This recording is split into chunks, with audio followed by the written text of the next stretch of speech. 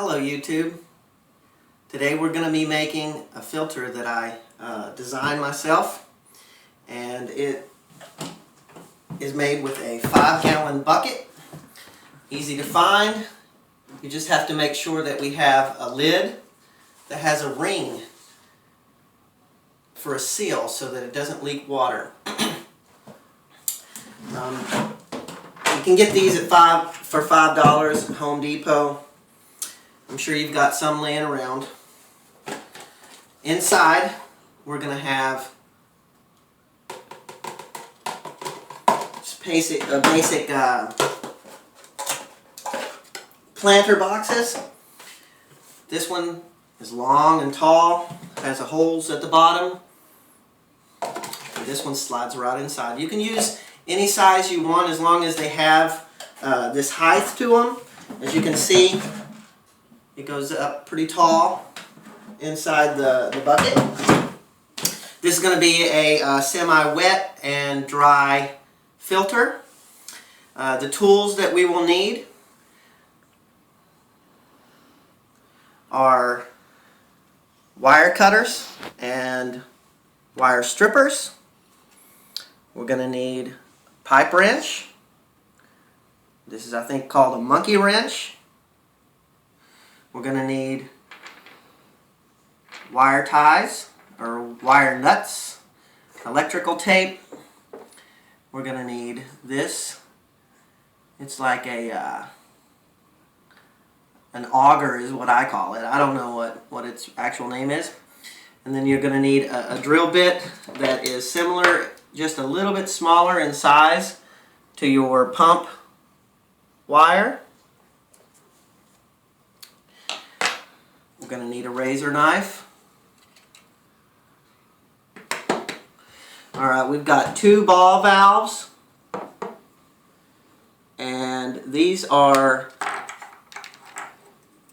nylon hose barb. This is the package. It is a 3/4 inch ID,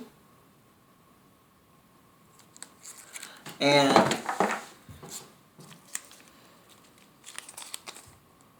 this is an elbow. Same thing, 3/4 of an inch. It's got these screw things on the side of it. We're going to need plumber's tape, nylon plumber's tape, and then some bits and pieces you surely have around, being fish people. This is the suction cup. We've got a piece from Random Filters. The inside of our filter mechanism is going to be the main ingredient here. This is our pump. I bought it brand new. It is a 280-gallon cycle rate. It's just a fountain pump. It has a 6-foot to 7-foot lift on it.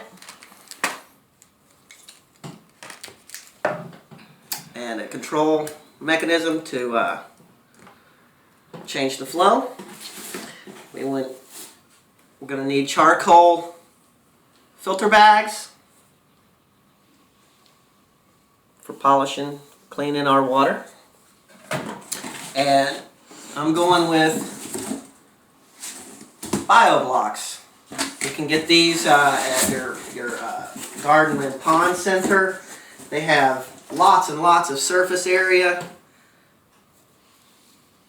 to hold those bacteria, clean our filter. It just scrubs our water as well. Has a little bit of it's kind of good. It's good stuff. Okay. All right, these are the tools that we're going to need, and then I'm going to show you how to put this together. Okay, welcome back. We've got to make this thing now, and I want to show you how to start with this lid. First, we want to make sure that we remove this ring right here. If you don't remove this, then your lid will not fit onto your bucket. Now it'll snap on there. Alright, we're going to drill holes in this. If you notice, we've got this thing here inside of our bucket, and it can move freely any place you want to put it. So when we put our bucket lid on here, we want to make sure that we have our holes in a place where the water is going where we want it to. Alright, so I'm going to have mine come in one side and out the other. As most canister filters have an inlet and an outlet, this one also needs one. Okay, so I just want to position them so far apart.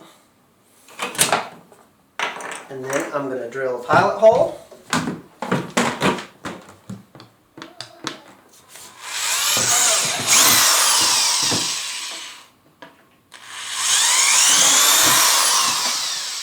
We also need a hole for our pump, the electric wire off of our pump.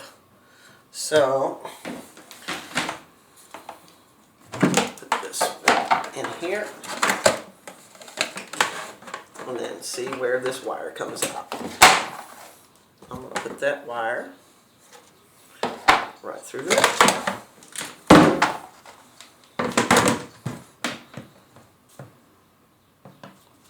Going to put it off to the side just a little bit.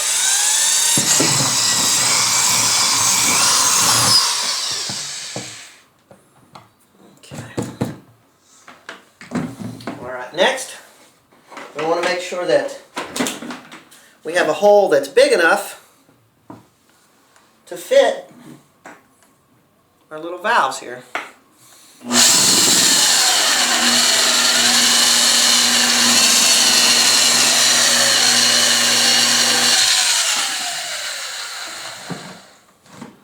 Alright, and the way I do this, I do it 2 stages. You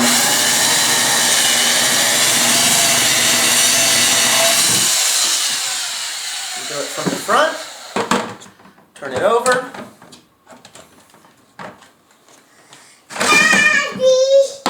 and then drill it through the back.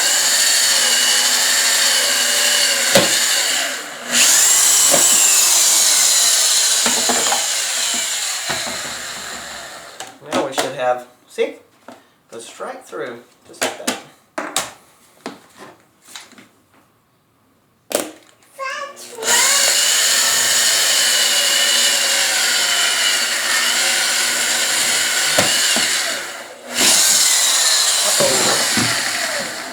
There we go.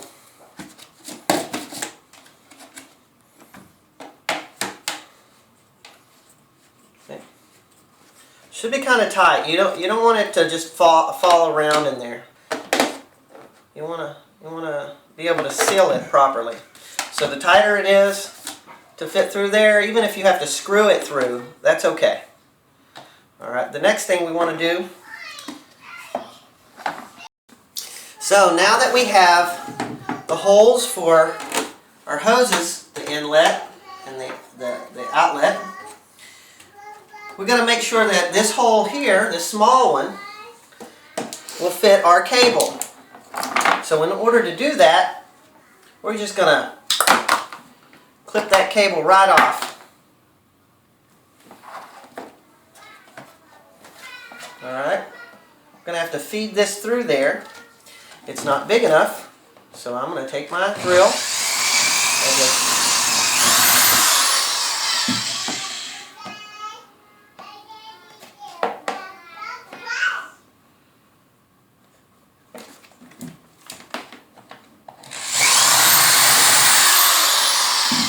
very little bits at a time. Keep testing this. You want to make sure that it stays watertight.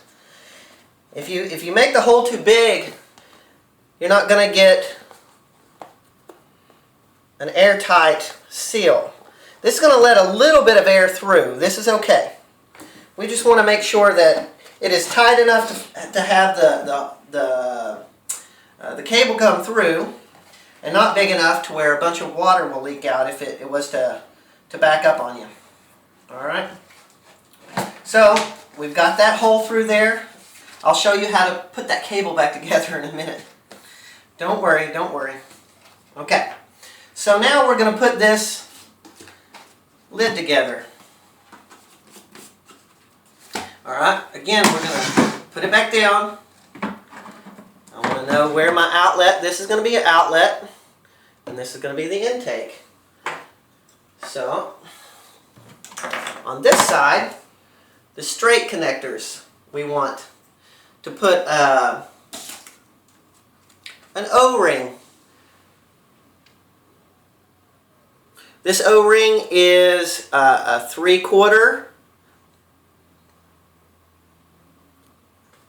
inside diameter. Now you can have one. It's a little bit smaller. I'll show you. You have to stretch it. Whoa! All right, you have to stretch it to get it around there, which is good. That creates a tight seal. This is going to put a protected block between the inside and the outside of this bucket. This will help us keep the water inside, so don't come out all over our floors.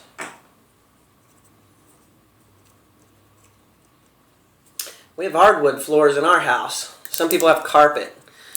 You might want to make sure that these fit right, otherwise you're going to have a leaky bucket and messy floors. Alright, so see? Alright, I'm going to turn this over now. Again, we're going to put another layer of protection on this by putting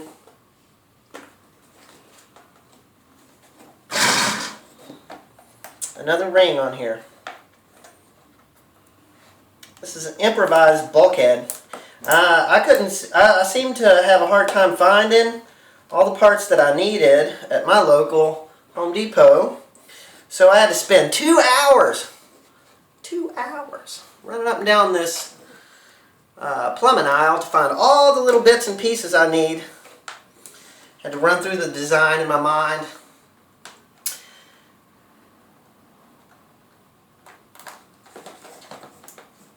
So prepare. If you want to make your own filter, something I would suggest is to spend a lot of time thinking about it, a lot of time drawing it, design it the way you need it. So now we have a ring on the inside and a ring on the outside. This will help give us a nice, tight water seal. Alright, so again, we're going to take a bit of plumber's tape,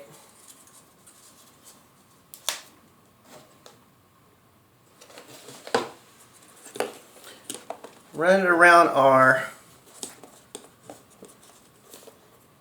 valve here,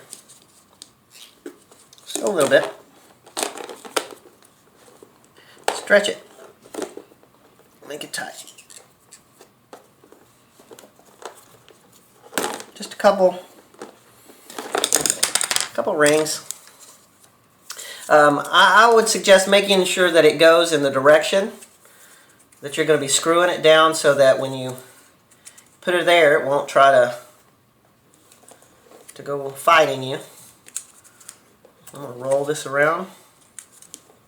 This will help give us another layer of protection, part of a seal. Make sure that it's watertight.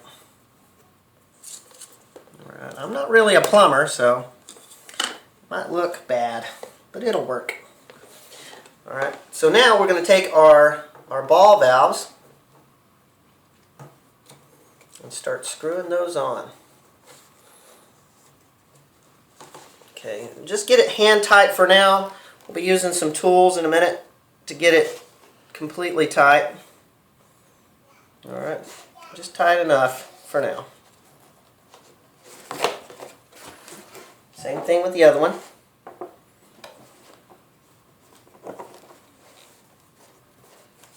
Just hand tight it. Hand tighten for now. Alright, see? There we go. Alright, next we have our elbow valves, and this is going to help direct our hoses whichever direction we want them to go. So again, I'm going to put a little bit Put this tape on there.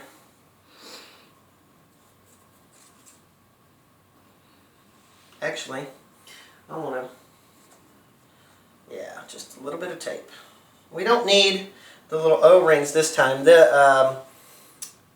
These fit really, really nicely, especially when you put this plumber's tape on there, so they don't really leak. I just wanted to make sure that those the O-rings were in there around that bucket lid so that the water doesn't leak out of there. The first time I built this filter, I didn't put them on there, and we had water coming out. So I wanted to make sure that we don't have any water leaks and everybody's floor stays dry. Alright, here we go. We're just going to screw these little guys in there.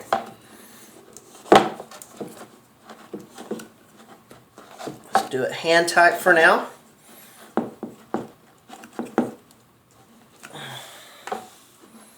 And I would suggest putting them in the opposite way of this valve when you finally set them completely tight.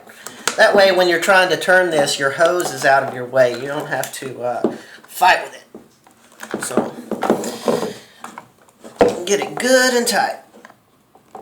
And make sure that they're facing away from your valves. Alright. So now that we have the preliminary setup here, we want to make sure that these are completely tight. See how we've got this gap in there? We don't need that. This is no good. So now we need pipe wrenches. Alright. So I just hold the nut with this pipe wrench.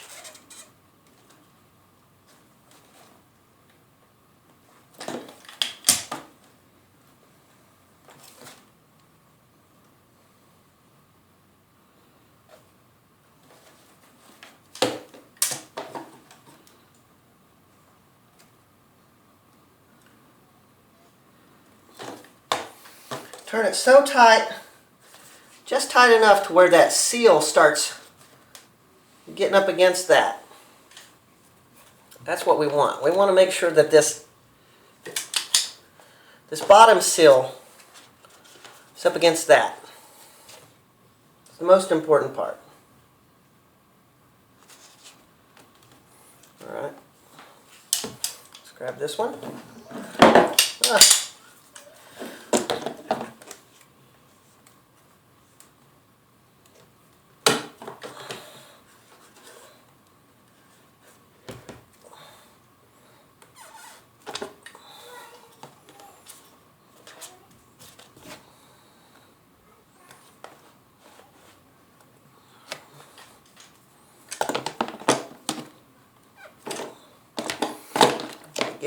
Get it pretty tight. If you get it too tight, if you notice, what happens is this ring starts pushing away from our nut. All right, we don't really want it to go any further than that. So this is what it should look like when it's finished. As you can see, I got my valves. This one.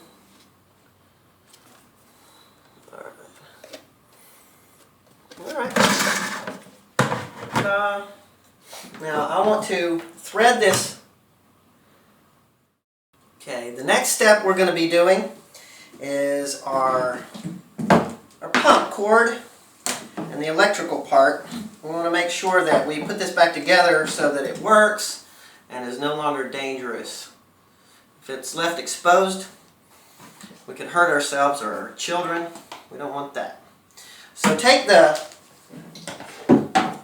longest part that's connected to the pump, run it through the back side of this, right through that hole, small hole that we drilled earlier.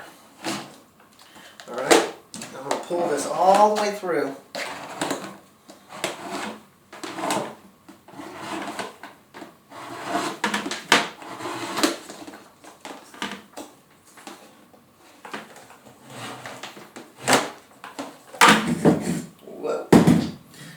Long cord. Alright, so this pond, it could be used for a pond, turtle tank. It can be used for your freshwater fish tank. And that's what I'm going to be using it for. Alright, so make sure that we put this in here. Now we've got the cable coming through. Alright, the electric end right here. This is really important. So we got to make sure that to do this properly. Alright, I take my razor blade knife and I set it at a really low depth. This way I don't cut myself wide open, and I only get the inside of this wire. You don't want to cut through all the wires, you just want to cut through the outside sheath. So I'm going to cut this so far.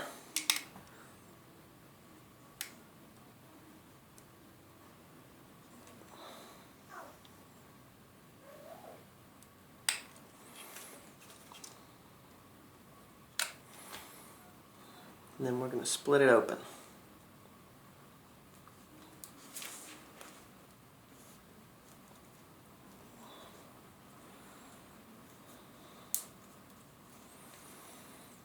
Pull back the outside casing.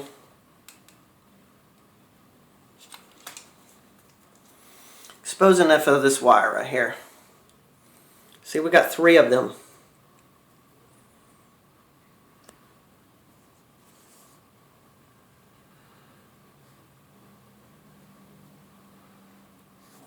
We're going to do the same thing to this side.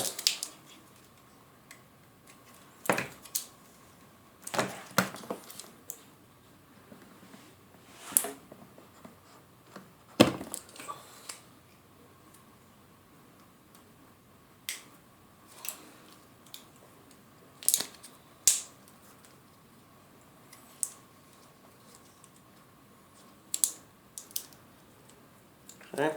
And then I cut the this excess off. Get it out of the way. Just like that.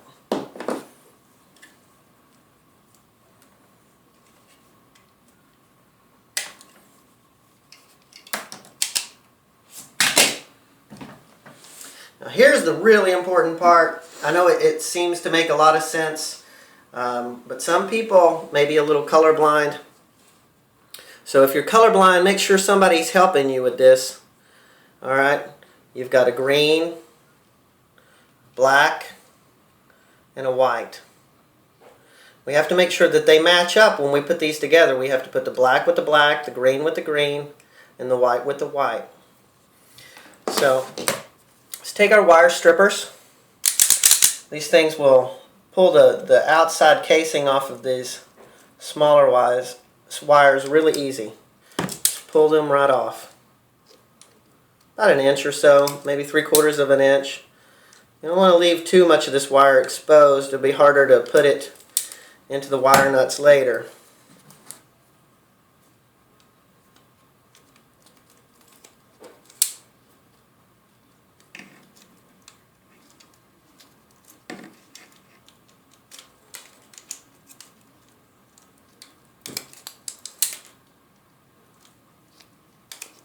So one of the hardest part about these builds is having the proper tools to do the job. Something my daddy always told me, always have the proper tool to do the job. Otherwise you're going to get frustrated, you're going to have a hard go at it. So we want to make sure that we have all the tools we need. If not, find somebody to borrow them. Alright, so the way these wire nuts work, they kind of screw on. So what I usually do to make this, I do an opposite turn. So if I'm going to be turning up, threading it clockwise, right, I turn it counterclockwise to begin with. That way, when I do this, it may take a bit to get them to start doing their job, but see how they start going back the other direction here. Actually, turned it the wrong way. Alright, so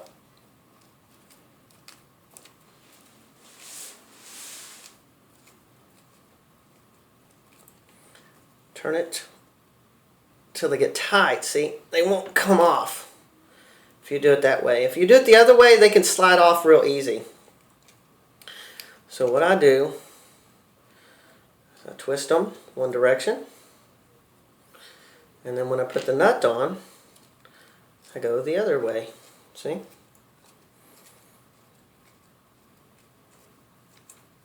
This locks them in there very, very tight. See, they won't come out. So, twist them one direction, and then when you put the wire nut on, go the opposite direction. Very simple, very easy. Alright, so now we have all three of our wires connected again. This will make the pump work. Alright, so when I go to taping these things, you want to make sure that the tape seals the bottoms. It's very important. This will keep any moisture, any water out of there. Just in case your pump overflows or your tank breaks, you're not going to electrocute yourself, you're not going to electrocute your children. It's very important. Okay, so I go from one to the next.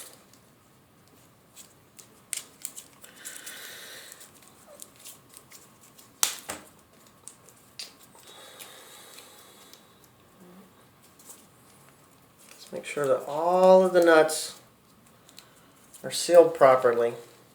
Whoop.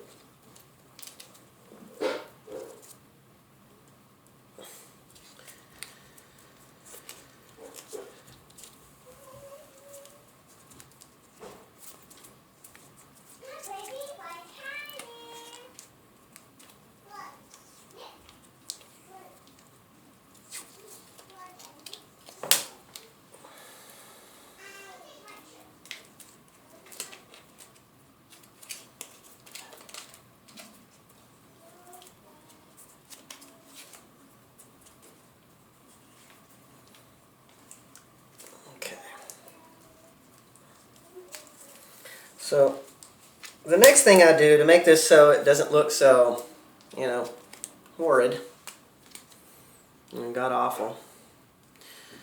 So I fold these back.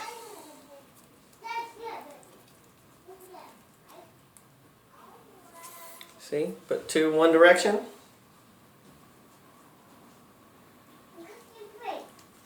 And then I'm going to tape these to the wire itself.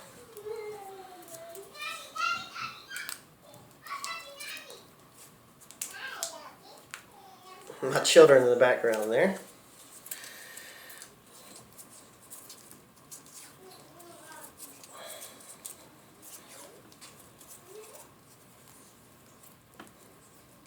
This will also help keep the moisture out. There's another line of insulation.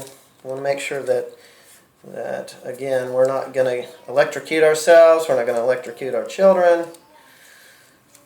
Just in case, have an overflow from a water change, or we're going to have a broken tank or something like that. We want to make sure that any water that passes around this cord stays out of this area. You don't want to cause a problem. So I usually make sure that I go back and forth across this a few times. I know that it looks a little unsightly, but again, this is going to be underneath of your fish tank and your cabinet. Nobody's really going to see it. Just like that.